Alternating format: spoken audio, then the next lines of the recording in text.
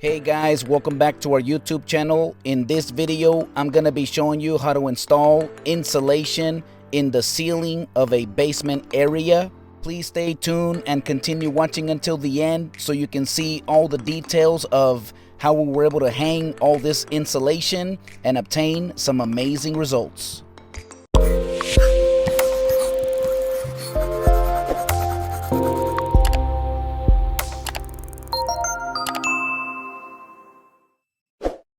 If you want to learn how to do all kinds of handyman DIY projects, including home renovations, then you're in the best place here on YouTube. Consider subscribing to our channel and activate the notification bell so that way you don't miss out on any videos that we'll be uploading every single week. These are the tools that we're going to be using today. At the bottom, you have the two hand staplers. To the right of that, we have a couple of drywall cutters that are going to come in super handy to cut this insulation, especially since it's pretty thick.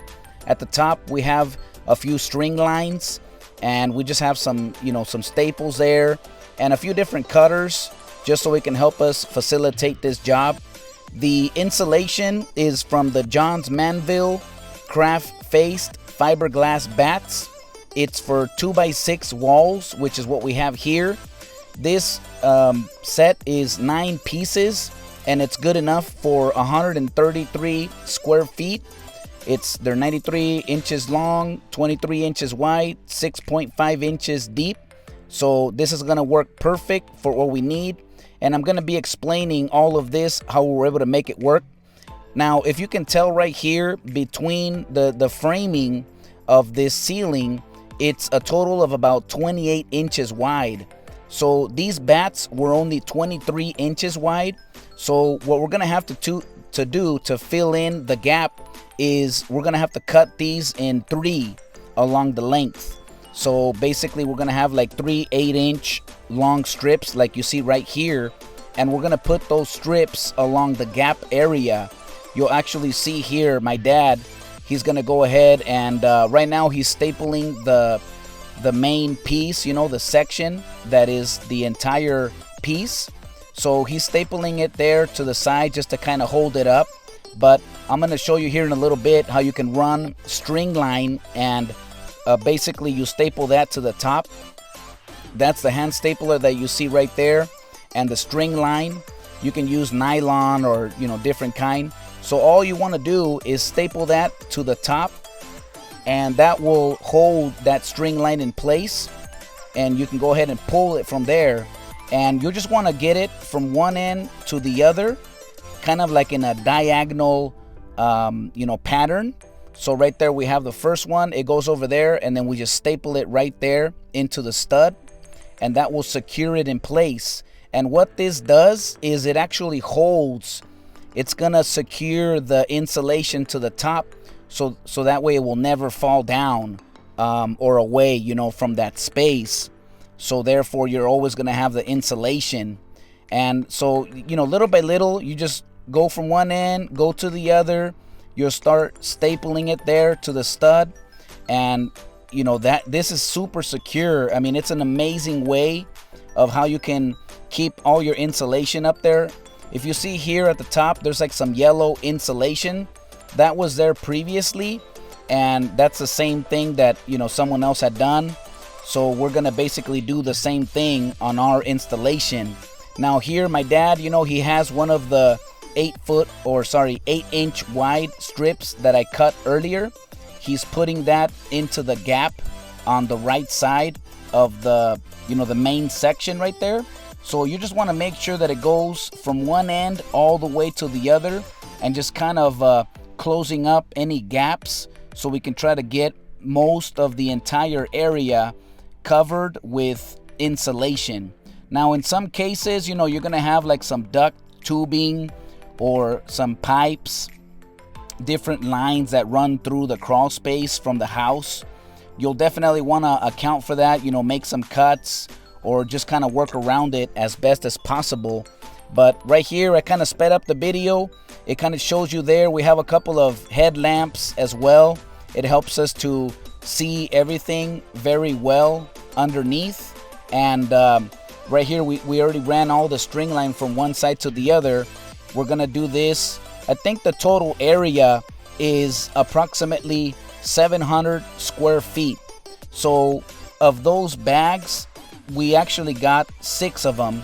So that's a little over, 700 square feet. And we just want to make sure that we have more than enough. Now, if you see here, this yellow insulation, I think they did it a little different. They used the insulation that was less wide. I believe it was like either the 14-inch wide or 15-inch wide, and they basically put two of those side by side along the entire length, and they just put the string line in, and it holds up in place. That's another way that you could do it, and honestly, like for us, it probably would have saved us a little bit of time. But I mean, it's 3 of us out over here, and so that way I had something to do.